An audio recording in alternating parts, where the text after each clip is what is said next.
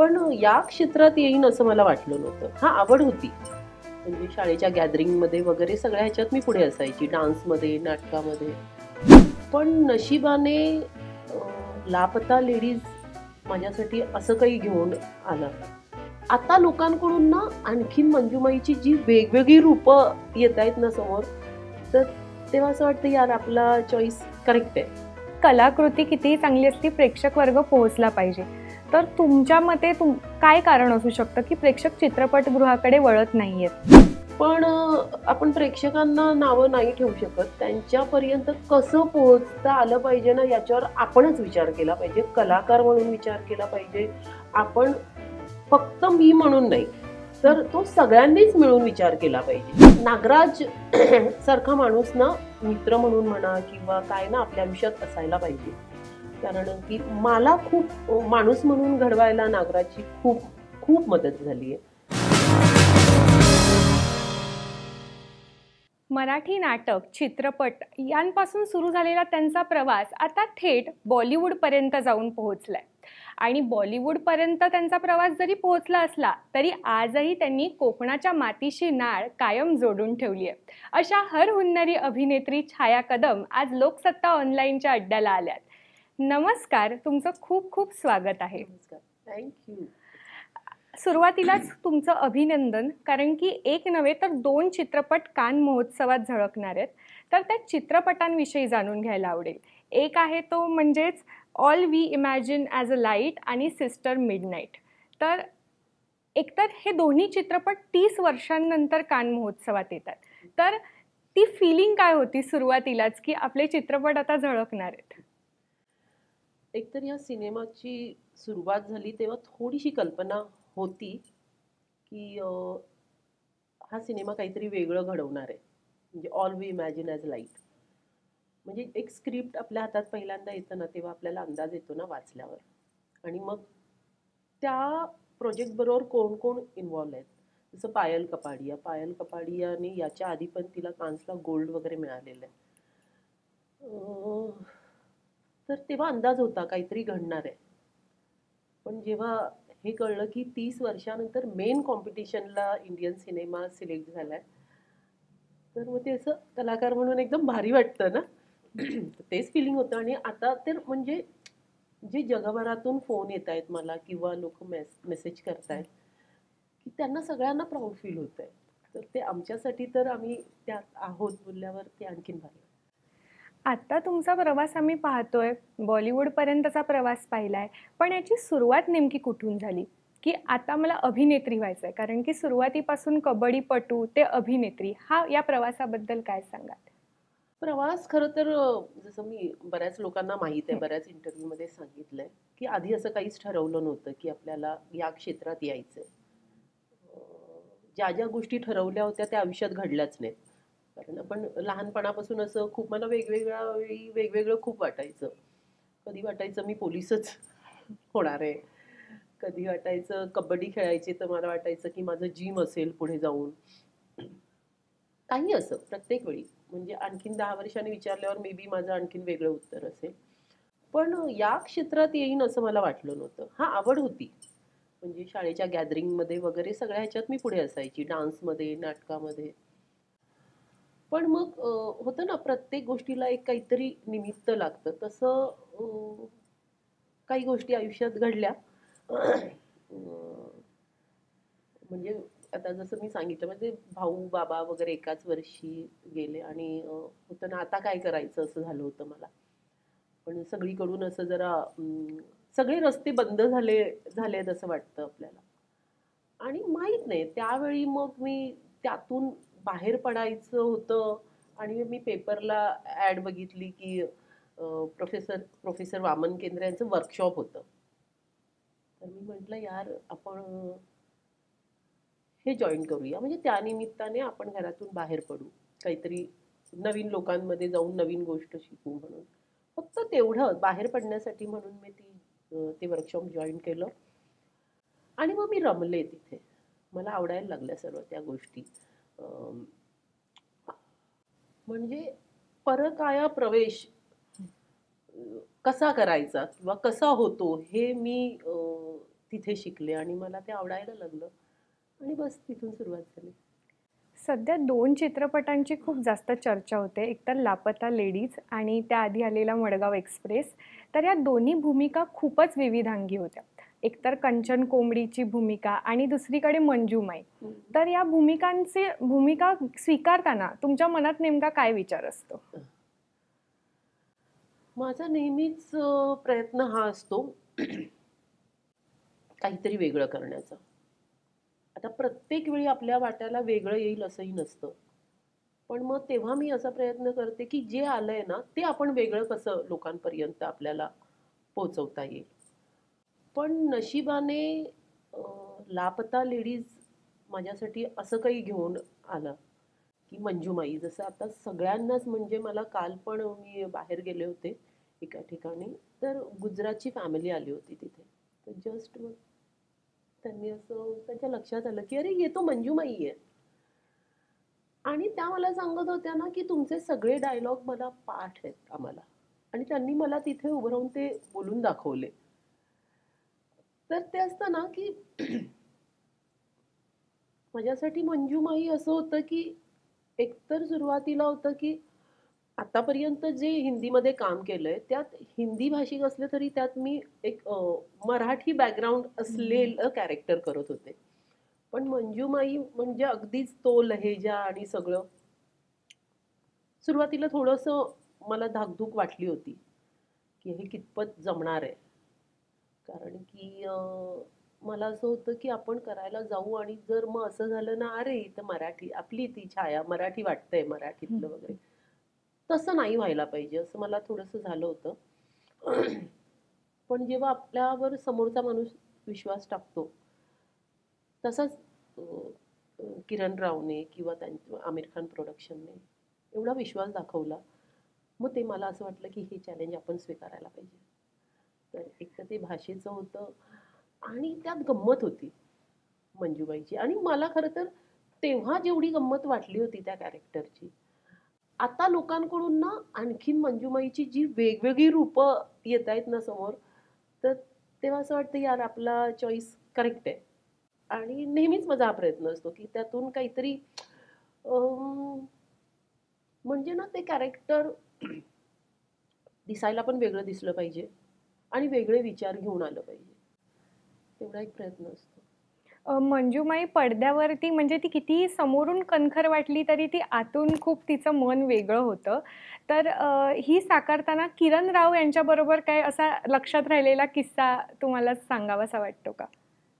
आणि मला वाटतं ना की प्रत्येक बाईमध्ये मे बी काही अपवाद असतील पण मला नाही वाटत.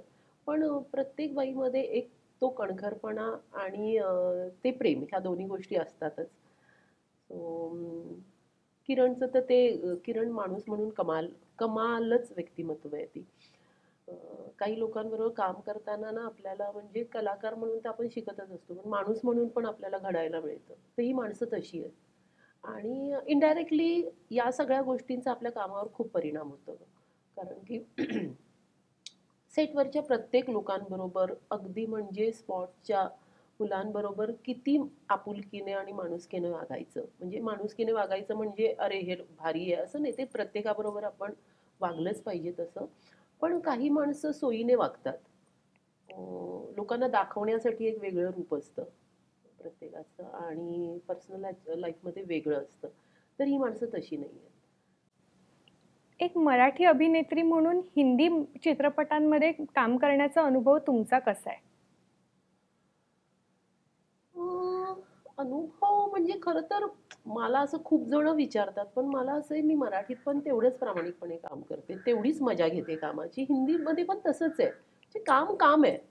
उद्या मी साऊथमध्ये केलं तरी मला असं होईल की हा फक्त काही तो भाषेचा फरक पडत जातो माणसं तीच आहेत. सगळ्यात मोठा फरक मला वाटतं जो सगळ्यांनाच माहिती आहे की काही गोष्टी फक्त बजेट वाईज गोष्टी थोड्याशा बदलतात.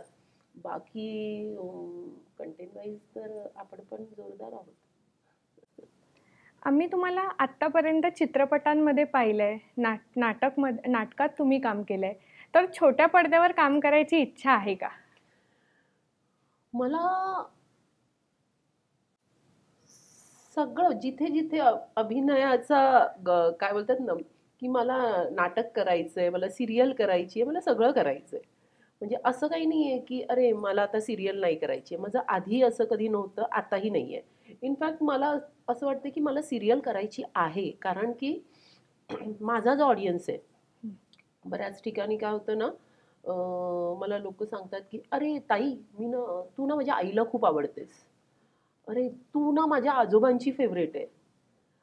आणि ना मुंबईच्या बाहेर असं खूप आहे. म्हणजे ते फॅन्ड्रीपासूनच नानी म्हणून जीव लावतात मला, किंवा कुणाला ही माझ्या आईसारखीच दिसते, तुम्ही माझ्या काकीसारखंच बोलतात, असं खूप आहे माझ्या बाबतीत. मला ते ऐकल्यावर भारी वाटतं. पण ती माणसं अशी आहेत ना, ती थिएटरला येऊन सिनेमे नाही बघत.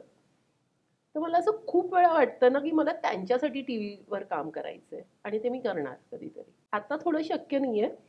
पण जी माझी माणसं आहे, जो माझा प्रेक्षक वर्ग आहे, जो माझ्यापर्यंत पोहोचू शकत नाही, तर जेव्हा मला जमेल तेव्हा मी त्यांच्यापर्यंत पोहोचणार. त्यामुळे जेव्हा जमेल तेव्हा मी करणार सिरियल.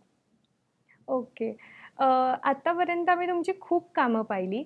पण एक गंगूबाईमधली भूमिका कायम लक्षात राहते. तर एका मोठ्या दिग्दर्शकाबरोबर काम करण्याचा अनुभव कसा होता? कारण की संजय लीला भन्साळी म्हणजे परफेक्शन हे आपण सगळेजण जाणून आहोत. तर त्यांच्याबरोबर काम करताना आव्हानात्मक वाटलं की कसं कसं ओव्हरऑल एक्सपिरियन्स होता? त्यांच्याबद्दल तर सगळ्यांनाच माहिती आहे, म्हणजे ते आव्हानात्मकच होतं. पण माझा अनुभव जरा वेगळा होता, की आमच्या दोघांचं असं छान सेटवर जमत होतं. आणि मला पण स्वतःला हेच आवडतं, की आपल्या कामात एवढं झोकून देऊन काम करा ना, की ते ते वेड असलं पाहिजे माणसाला. आणि मी ना ते वेड भन्सालींमध्ये बघितलं, की त्यांच्या डोक्यात कामाव्यतिरिक्त काहीच नसतं.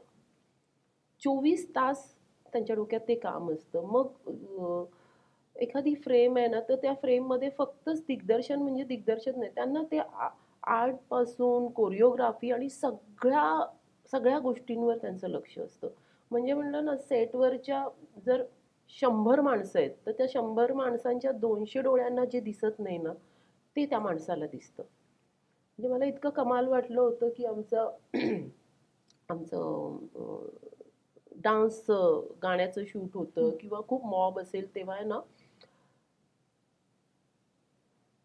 रिहर्सलला त्यांचं बरोबर लक्ष असतं, की जर 500चा क्राऊड आहे ना, तर ते सांगतात की वो येलो शर्ट आप आप है ना 2 बीट जल्दी आए, आप बाद में आना.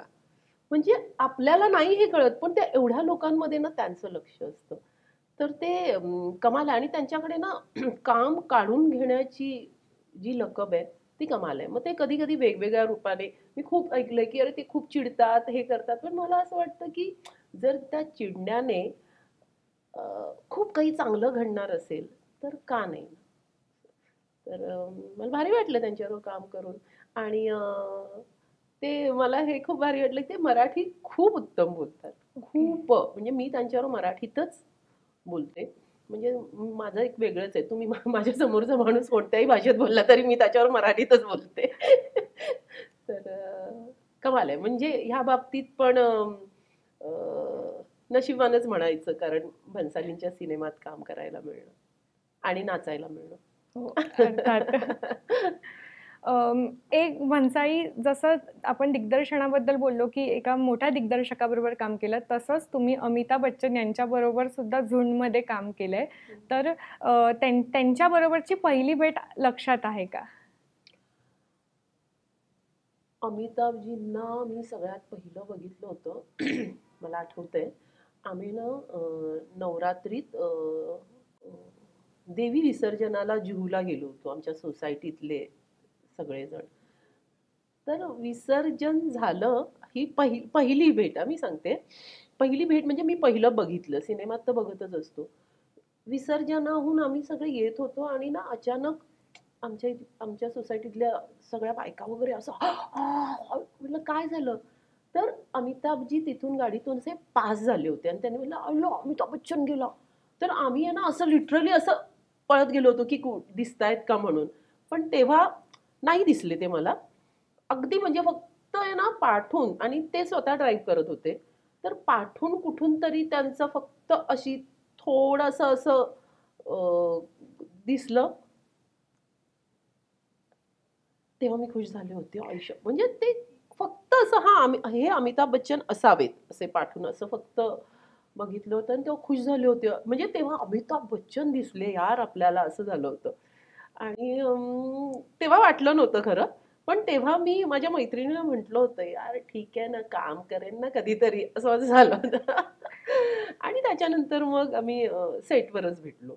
मग झुंड चित्रपटामध्ये कसा होता अनुभव त्यांच्याबरोबर काम करण्याचा? आता त्यांच्याबद्दलचा अनुभव म्हणजे आता अमिताभ बच्चन यार, म्हणजे काय त्या माणसाबद्दल बोलावं. त्यांचं काम, त्यांची शिस्त, पुन्हा लोकांना बांधून ठेवणं, ह्या बऱ्याच गोष्टी आहेत. आणि शिस्तीबद्दल तर मी बरंच ऐकलंय. पण मला मजा वाटली त्यांच्याबरोबर काम करताना, की नकळत काही गोष्टी, आता तो माणूस आपल्याला असं, मी असं बघितलं नाही त्यांना शिकवत जाणार सगळ्यांना असे का. मी खूप जणांचं असं असतं ना, मे बी माझ्याकडूनही असं होत असेल, की आपण जरा असं नवीन मुलांना बघितलं की आपण खूप शिकवण्याच्या झोनमध्ये जातो एकदम. अरे असं नाही करायचं असतं, असं करायचं असतं वगैरे. पण त्या माणसात तुम्ही असं बघितलं नाही कधी करताना. पण ते आपण फक्त त्यांच्याकडे ना बघून बघूनच खूप गोष्टी शिकून घेतो. की जसं मी त्यांना एक दिवशी आहे ना, त्यांची तब्येत बरी नव्हती आणि त्यांना फक्त 10 मिनिटं उशीर होणार होता. फक्त 10 मिनिटं. आपल्या इथे अर्धा अर्धा एक एक तास आपल्याला, आता जसं मी पण 11 वाजता येणार होते, मी त्यावेळी सांगितलं की मी 12 वाजता येते.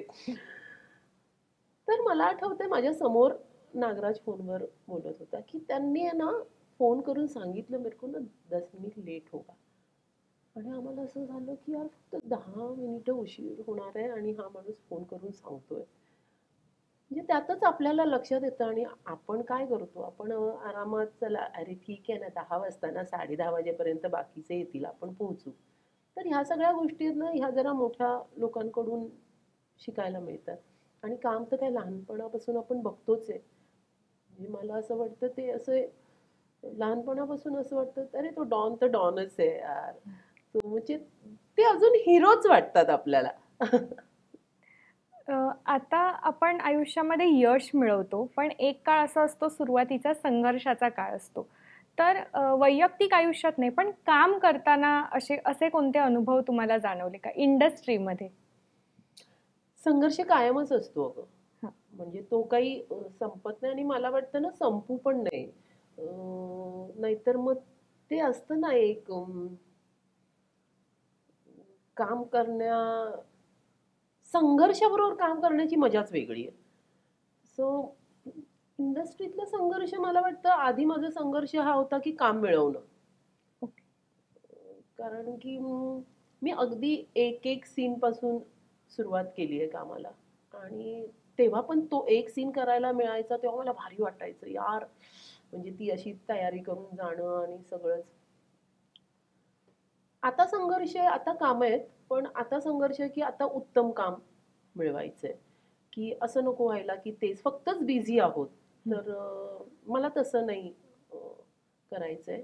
उत्तम काम करायचं. आता उत्तम काम मिळवण्याचा संघर्ष आहे. तेवढंच आहे. आता मराठी चित्रपट पण केले आणि बॉलिवूड पण करताय. तर सर्वात मन कशात रमतंय? मराठी की हिंदी सिनेमा? अजून ना मला असं ते माहिती नाही, पण माझ्या डोक्यात ते आलंच नाहीये की काम काम आहे. म्हणजे बस आता मला मराठी सिनेमा पण मी एक करते. मराठी सिनेमा आला तर मराठी करायचा, हिंदी सिनेमा आला तर हिंदी करायचा. मन माझं कामात रमतं बस. मग ते काही असो. लापता लेडीजबद्दल एक गोष्ट प्रकर्षाने जाणवते, ते म्हणजे अशा कलाकृतींची गरज आहे किंवा स्त्रीप्रधान जे चित्रपट आहेत ते आजच्या पिढीला पण कळले पाहिजेत, असा एक सूर आला तरुणाईकडून. तर याच्याबद्दल तुम्हाला काय वाटतं? आणि अशा कलाकृती मराठीत व्हायला पाहिजेत का? तर याबद्दल आपल्याकडेही तसा कंटेंट आहे, पण जर तुलना करायची झाली तर एकीकडे आपण बघतो की ॲनिमल सारख्या चित्रपटांना प्रेम दिलं जातं, तर दुसरीकडे लापता लेडीज काही दिवसांनंतर म्हणजे 2-3 दिवसांनंतर बॉक्स ऑफिसवरती मग चर्चा व्हायला सुरुवात होते. मग ह्या सिच्युएशनबद्दल तुम्हाला काय वाटतं? म्हणजे एक तर तुझा प्रश्न होता की असे सिनेमे हं, मराठीत पण आले आले पाहिजे. तर पाहिजे. मला वाटतं असे वेगळे विषय वगैरे आपल्या मराठीत पण आले आहेत, येत आहेत, येत राहतील. अं, खूप लोकांना वेगळं मांडायचंय. फक्त लापता लेडीजचं आहे की त्याच्यात जो साधेपणा आहे, भोळेपणा आहे, तो लोकांना जास्त भावला. जो एका वेळी फॅन्ड्रीच्या वेळी हं, तसं झालं होतं किंवा सैराटच्या वेळी झालं होतं. किंवा आता ही लोकांनी खूप बघितलेत हे सिनेमे म्हणून ह्या सिनेमांची फक्त नावं येत आहेत. पण या व्यतिरिक्त पण खूप असे सिनेमे आहेत. हिंदीमध्ये पण आणि मराठीत पण, की उत्तम कथा, उत्तम सगळ्यांनी कामं केली आहेत, पण ते लोकांपर्यंत पोहोचले हं, नाहीयेत. तर कामं उत्तम होतायतच आणि ती झालीच पाहिजे. फक्त ती लोकांपर्यंत पोहोचत नाहीयेत. त्याच्यासाठी मला वाटतं आपण सगळ्यांनी मी असं खूप काय बोलतात ते असं कुणाला काही शिकवणूक देत नाहीये. हं. पण मला असं वाटतं की उत्तम सिनेमे लोकांपर्यंत पोहोचले पाहिजेत. तिथे आपण थोडंसं गडबड होतीये. बाकी उत्तम नवीन मुलं आता ही तर आपण फक्तच बोलतो किरण राव हं, आहे किंवा हं. नागराज मंजुळे आहे यांची नावं घेतोय. पण नवीन पण कित्येक डिरेक्टर आहेत. त्यांनी उत्तम केलंय आणि करतायत किंवा खूप नवीन लेखक आहेत. त्यांनी खूप छान छान कथा आहेत लिहिलेल्या. म्हणजे मे बी उद्या ते सिनेमे आले तर तुम्ही बोलाल की अरे म्हणजे जसं आता लापता लेडीज बद्दल घडतंय ना, एवढ्या उत्तम ताकदीचे नवीन मुलांकडे कथा आहेत. पण त्या माहिती नाही येत नाहीये. तर मला फक्त हेच सांगायचंय की होतायत कामं. मराठीत पण तेवढ्याच ताकदीची होतायत. फक्त लोकांनी पुढे आलं पाहिजे त्या सिनेमांना. कारण की असं नवीन मुलं माझ्याकडे जेव्हा स्क्रिप्ट घेऊन येतात, तर असं पण आहे की कित्येक वर्ष उत्तम स्क्रिप्टबद्दल मी ऐकलंय की "अरे यार, काय लिहिलंयस तू?" पण आजपर्यंत त्या मुलांचे सिनेमे आले नाहीयेत. ओके. तर तेव्हा फक्त थोडं वाईट वाटतं. तर तेव्हा असं वाटतं की त्यांच्या पाठीशी पण मग नागराज असायला पाहिजे. त्यांच्या पाठीशी आमिर खान प्रोडक्शन असायला पाहिजे. त्यांच्या पाठीशी आणखीन जे काही आहेत लोकं बोलतायत की उत्तम कंटेंट आला पाहिजे, त्या लोकांनी उभं राहिलं पाहिजे. तर नवख्या दिग्दर्शकांचा उल्लेख केला, मग या ठिकाणी कुणाल खेमूचं नाव घ्यावंसं वाटतं. तर मडगाव एक्सप्रेसबद्दल म्हणजे मडगाव एक्सप्रेसची भूमिका तुमच्यापर्यंत कशी पोहोचली? मडगाव एक्सप्रेस हे खरं मला कुणाल ने माझं काही काम बघितलेलं होतं आणि त्याला असं मला बघितल्यावर प्रवीण तांबे सिनेमामध्ये त्याने बघितलं होतं आणि त्याला असं वाटलं होतं की ही कंचन कोंबडी येई है असं त्याचं झालं होतं आणि मग काय फोन आला होता आणि आम्ही भेटलो म्हणजे असं त्याचं ठरलं होतं की हा रोल हीच करणार आहे म्हणून आणि तो आणि केला. कंचन कोंबडीने एकदम धुमाकूळ घातला. येस येस येस म्हणजे माझ्यासाठी पण ना मी म्हणलं मी त्याला पण बोलते यार थँक्स कारण की याच्या आधी जेवढे सिनेमे केले ना तर मी असं प्रत्येक वेळी असं गरीब लाचार खूप नवऱ्याने अन्याय केलाय माझ्यावर असेच रोल असायचे म्हटलं याच्यात असं आहे की मी फर्स्ट टाइम माझ्या नवऱ्यावर दादागिरी करणार आहे यार तर ना मी खुश झाले मी त्याला सांगितलं होतं की यार एवढ्या वर्षाची भडास मला काढायला मिळाली मला मजा आली आणि एकूण लुक वाईज पण हं. कॅरेक्टर वेगळं होतं तर ती भूमिका अशी सगळ्यांच्याच आमच्या मनात राहील. आता तुम्ही भूमिकांविषयी बोललात, की त्याच भूमिका मी केल्या. तर तुमच्यासाठी ड्रीम भूमिका कोणती आहे? की नाही मला अशा प्रकारची भूमिका साकारायला मिळाली तर मी नक्की आवडेल. खरं ना असं नाही काही मी असं ठरवलंय पण हा खूप वेगळं करायला मिळायला पाहिजे असं वाटतंय आणि जे येईल त्याच्यात मी वेगळं जसं आता मी जरी काही ठरवलं मी उद्या म्हटलं की मला काही रोल करायचा तर मला राजकुमारी तर कोण रोल ऑफर करेल? तर माझा प्रयत्न फक्त हाच असतो, की जे येईल ना, त्याच्यात खूप चांगलं उत्तम करण्याचा प्रयत्न करायचा. जसं मला आता खूप रोल तर असे असतात, की हिरोची आई किंवा हिरोईनची आई. उत्तम रोल आहे हां, ताई एकदम तूच करणार असं सांगतात आणि मग ते असतं, की हिरोची आई आहेस हं तू आणि खूप महत्त्वाचा रोल आहे. तर त्यांचं असं नाही ग्रामीण कथा आहे त्याच्यात आहे ना तुम्ही अशा ना खूप स्ट्रॉंग आहात म्हणजे दुसरं काही सांगण्यासारखं नसतं त्यांच्यासाठी. पण मग आता काय झालं आपण कलाकार आहोत ना तर मला असं वाटतं हं, की काम करत राहणं पण गरजेचं आहे. मग खूप वेगळं वाटायला येईल आणि त्याच्यानंतर बघा मी कसा वाजवूनच दाखवते माझा रोल याची वाट बघत बसण्यापेक्षा जो रोल येईल म्हणजे आता 10 पैकी 5 सिनेमांमध्ये मला आईचा रोल जर ऑफर केला, तर मी सगळ्या सिनेमांना नाही, नाही म्हणू शकत. हं. म्हणजे मी असा विचार करते. मग त्या 5 आहेत ना, मग ती आई आहे ना, मग त्या आईतलं वेगळेपण शोधून काढा. मी प्रत्येक वेळी सांगते, की अ, प्रत्येक आई कोणाचीच आई सेम नसते. तुझी आई आहे, माझी आई. माझी आई वेगळी आहे. हं. तुझी आई वेगळी आहे. त्यांचं काय त्यांच्या आयुष्यात घडलेल्या गोष्टी वेगळ्या आहेत. त्यांची विचार करण्याची ताकद वेगळी आहे. तर मला असं वाटतं मग ते वेगळेपण आपल्याला दाखवता आलं पाहिजे. तर माझं तेच असतं, की जे आहे ते करा. उत्तम करण्याचा प्रयत्न करा. बस. आणि माझ्यासाठी लेखक आहेत की काहीतरी ड्रीम रोल लिहिण्यासाठी. लिहिण्यासाठी. येस, नक्कीच. आता आता सगळ्यांनाच माहिती आहे, की तुम्ही कोकणातल्या आहात. तर गावचा चित्रपट जर कोकणाच्या पार्श्वभूमीचा बघायला गेला, तर मग ते गाणं सगळ्यांच्याच लक्षात राहतं, देवा काळजी रे. येस, तर येस. त्या चित्रपटा म्हणजे ना मी कोकणातली आहे हे माहीत होतं हं, बरीच वर्ष लोकांना. पण ना मी ठरवून ठेवलं होतं, की अ, जरी मी मालवणी उत्तम बोलतेय, तर मला एक गोष्टीची चीड यायची, की प्रत्येक वेळी ना मालवणी माणूस म्हणजे ना, तो खूप लाऊड करताना मी जे लहानपणापासून बघते ना, तो खूप लाऊड करताना दाखवतात किंवा मग फक्तच हं. अंधश्रद्धा. त्याला धरून खूप विनोद होतात.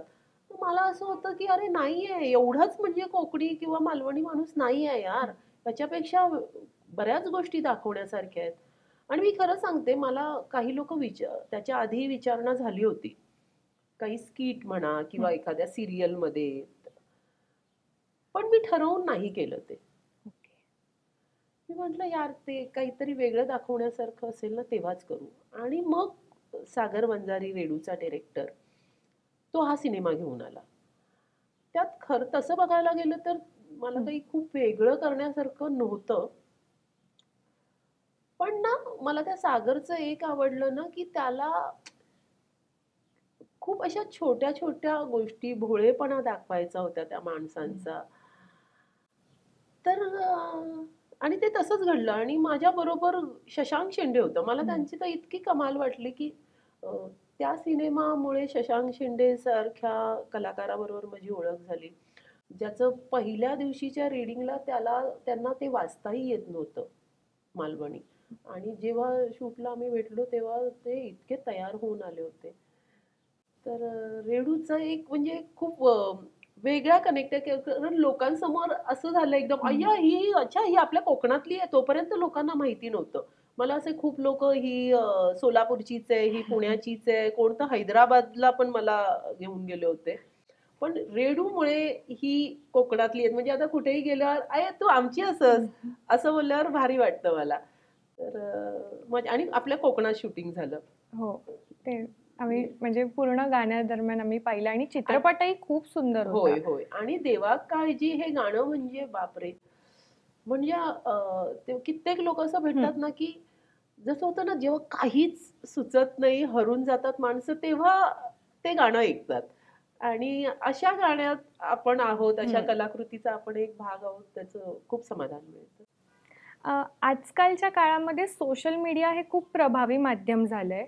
असं म्हणतात, की आपण सोशल मीडियावर असेल तरच आपल्याला भूमिका मिळतात. तर मग याकडे तुम्ही कसं पाहता? कारण की तुमच्याकडे बघून तरी आम्हाला वाटत नाही की सोशल मीडिया, कारण की तुमचा अभिनयच एवढा पडद्यावरती दिसतो. तर मग याविषयी तुम्हाला काय वाटतं की खरंच सोशल मीडिया एवढं महत्त्वाचं आहे का? आता ह्याची प्रत्येकाची मतं वेगवेगळी आहेत. पण मला असं वाटतं की आत्ताच्या घडीला मी नाही त्या सगळ्याकडे जास्त लक्ष देत. अं, हे सगळं थोडंसं मला उत्तर देणं कठीणच आहे. पण हं. मला असं वाटतं की आधी तुमचं काम बोलतं. मुळात ते कामच तुम्हाला येत नसेल, तर तुम्ही सोशल मीडियाला काय करणार ना? हं.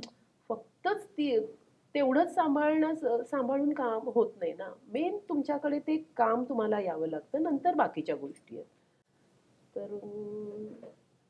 तर मी माझ्या कामाकडेच लक्ष देते जास्त. आता आता एवढे चित्रपट तर झालेत, पण आता येत्या काळात आम्हाला काय नवीन बघायला मिळेल? येत्या काळात एकतर 4-5 सिनेमे असे तयार आहेत. फक्त आता ते कधी रिलीज होतायत ह्या तारखा ठरायच्या आहेत. पण यावर्षी एक बारडोली नावाचा सिनेमा येणार आहे. उत्तम कथा आहे. करण चव्हाण चा डायरेक्टर आहे. तो पण हिंदी सिनेमा आहे. तर तो एक रिलीज होईल आणि आणखीन 4-5 आहेत. अल्केमिस्ट म्हणून आहे एक सिनेमा आणि मध्ये एक गजेंद्र अहिरेजींनी डिरेक्ट केलेला आहे. स्नोफ्लॉवर नावाचा, जो आम्ही मॉस्कोला त्याचं शूट झालंय. तर आता फक्त येतील एक एक एक एक एक एक फक्त त्यांच्या तारखा ठरायच्या. एक महत्त्वाचा प्रश्न, जसं आपलं मगाशी बोलणं झालं की कलाकृती कितीही चांगली असली, प्रेक्षक वर्ग पोहोचला पाहिजे.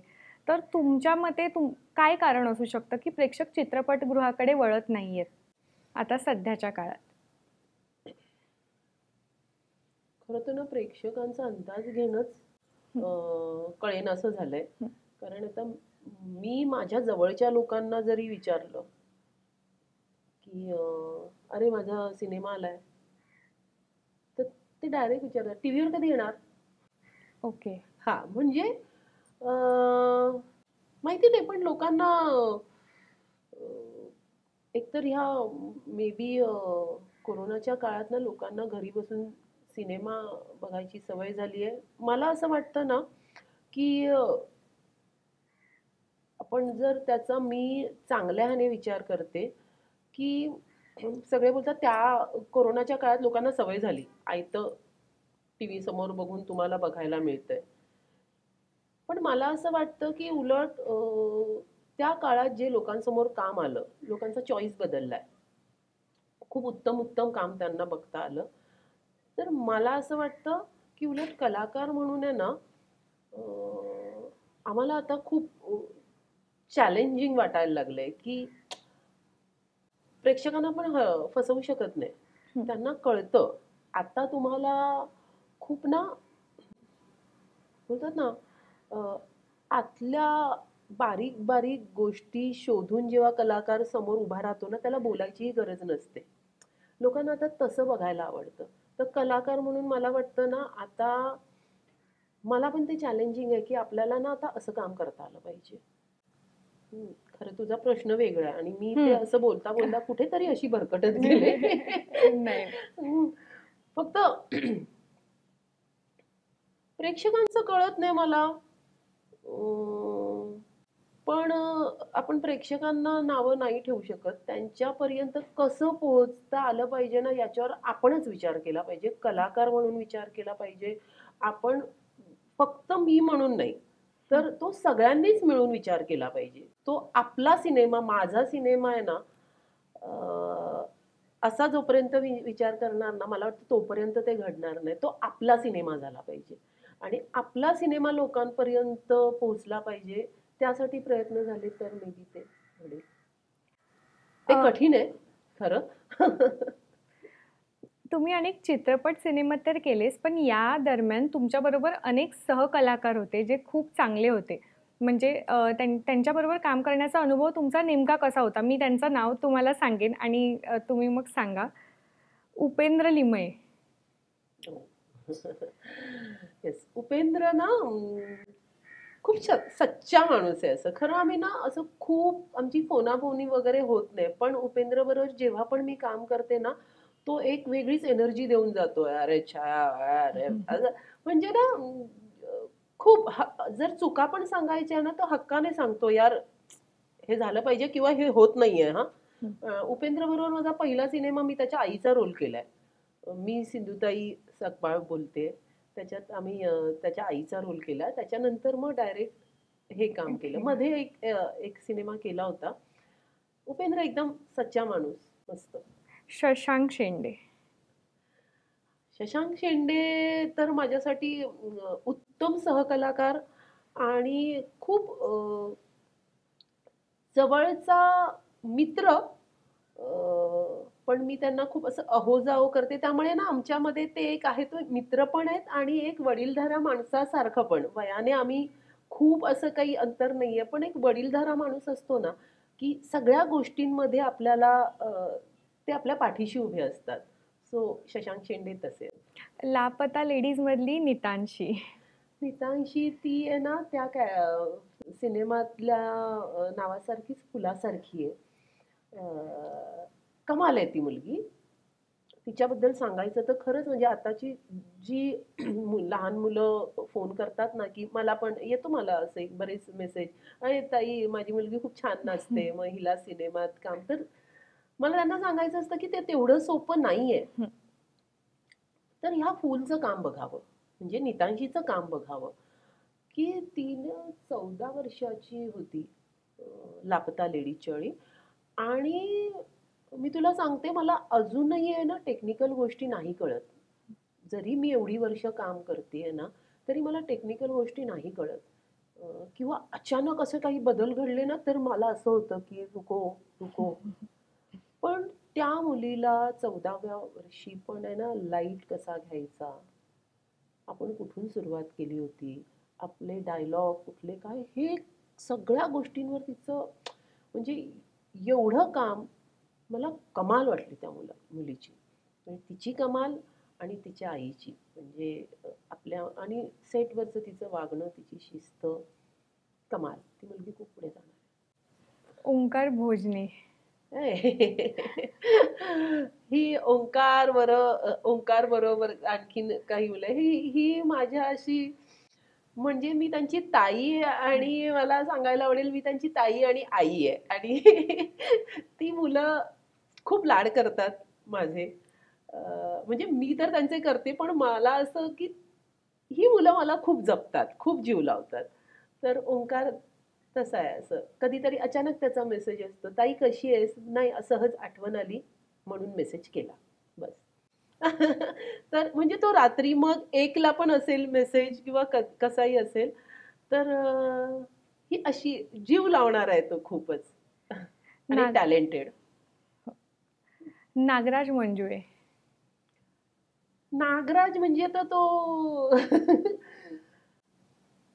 नागराज म्हणजे तो माझाच आहे. तो लोकांसाठी आहे. Oh my god! Nagraj Manjule. तो माझ्यासाठी असं आहे, की मी त्याला हक्काने ओरडते-बिरडते असं अति वाटेल सगळ्यांना, पण मी खूप दादागिरी करते त्याच्यावर.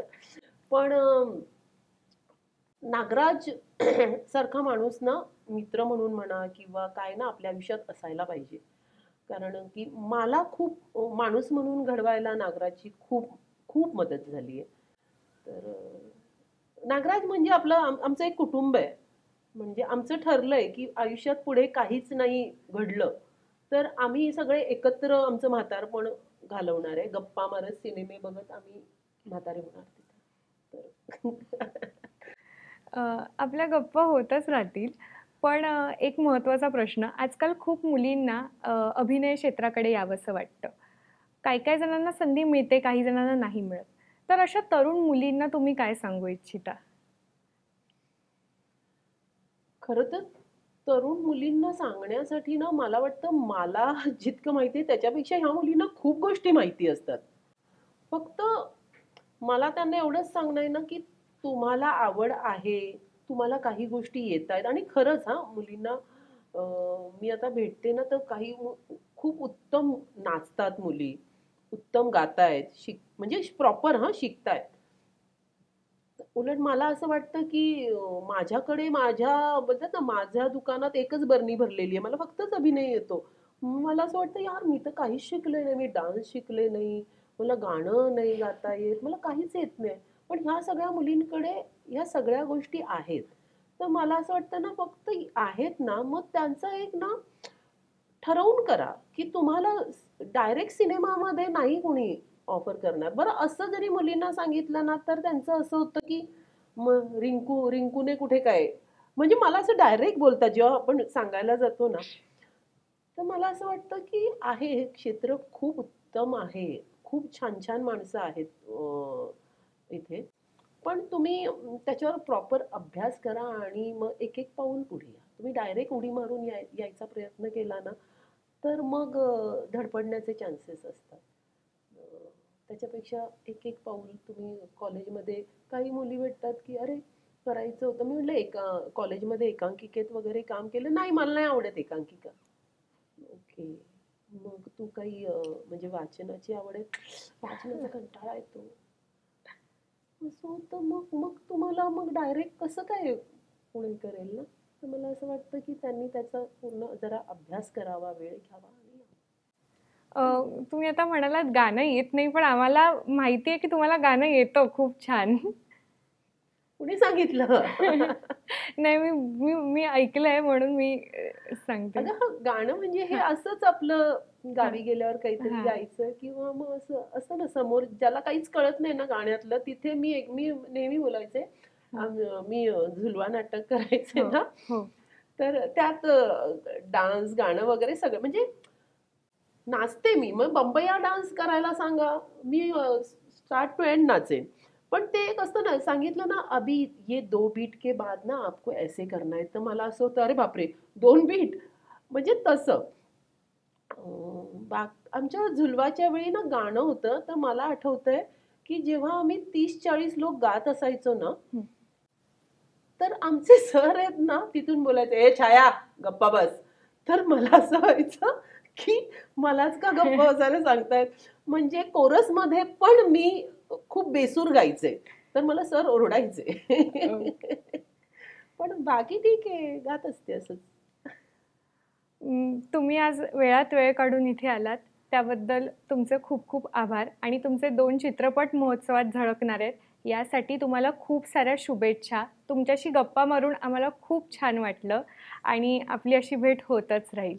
Yes, thank thank you. You. Thank you. मला पण मस्त वाटलं.